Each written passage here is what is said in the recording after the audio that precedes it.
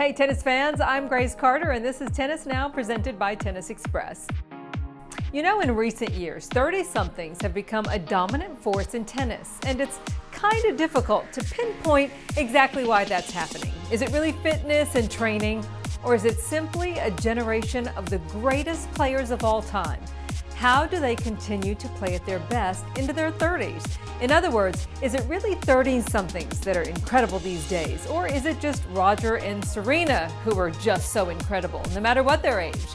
In any case, the achievements of those two players and a few others over the last 3 months have been pretty remarkable. So today we're going to bring you the top 5 30-something achievements of 2017. Starting with number 5. Roger Federer becomes the oldest player to win a Masters 1000 title since Andre Agassi did it way back in 2004. The Masters 1000 titles on the ATP side are known for being grueling events where players have to play 4 or 5 days in a row against the best competition in the world. That's why they can be as hard to win as the majors, because during majors, players typically have a night off between their matches. Well, at the Masters events, players are out there every day. Now, granted, it is a best-of-3 format, but it is tough. That's why we give props to Roger Federer for his big win at Indian Wells on Sunday. Not only did he tie Novak Djokovic for most BNP Paribas titles of all time, he also became the oldest player to win a Masters 1000 event in 13 years. And that's impressive, no matter how you slice it. All right, coming in at number 4. All 4 singles finalists were 30 or older at this year's Australian Open. It was a first for open-era tennis. Roger Federer, Rafa Nadal, and Serena and Venus Williams all qualified for the final of the year's first major, marking a tennis milestone that may never be matched. Or maybe it'll happen again at Roland Garros.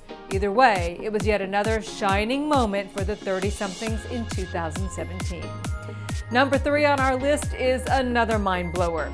At the Aussie Open, Venus and Serena played the oldest Grand Slam final in Open-era history in terms of combined age of participants. And that's not all. Venus is the oldest woman to reach the finals at the Australian Open in Open-era history. Oh, and by the way, after the final, Serena became once again the oldest number 1 in WTA history at 35. All right, just a few marks in the record books. Second on our list is another fantastic statistic. Roger Federer became the oldest man to win a Grand Slam since the 1972 Australian Open. No one had done it for 45 years. And a lot of people thought Federer would never win another major after he pulled the plug on his 2016 season. But the Swiss maestro got it done, and who knows, he may even outdo himself at Wimbledon this summer. We certainly won't count him out. And get this, if he keeps playing and if he wins another major a couple of years down the road, he would pass Ken Rosewall to become the oldest player to win a major in open-era history. It's a big ask, but with Roger, you never know. And finally, our most incredible 30-something stat of 2017. Back to Serena.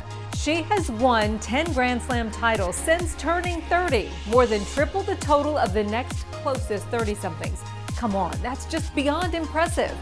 In the Open era, a 30-something has won a Grand Slam title 24 times, a feat accomplished by 9 different women.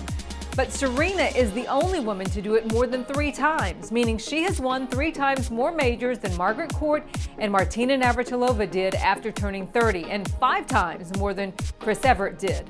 But there's even more. Serena is the oldest woman in the Open era to win a Grand Slam singles title, and at this year's Australian Open, she broke her own record by becoming the oldest Grand Slam winner for the 3rd time. It is really incredible. And by the way, we'd be remiss if we didn't point out that just this weekend at Indian Wells, again, all 4 finalists were 30 or over. Just saying.